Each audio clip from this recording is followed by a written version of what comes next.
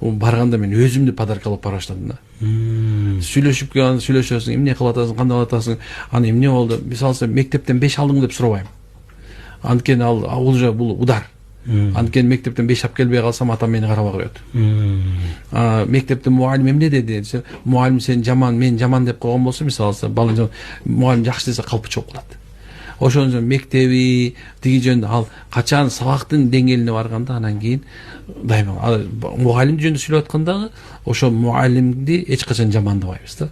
Эжең сонун эже, аябай сонун сабак берет экен. Болгон нерсеси кичине сен жетише албай аткан турбайсың деп, балдар менен отуруп сүйлөшкөн башкача сүйлөшөм да. Кээ бирөө айтат, мында эмне 90га чыккан чалдай сүйлөшүп атасың дейт да, кээ бирөө.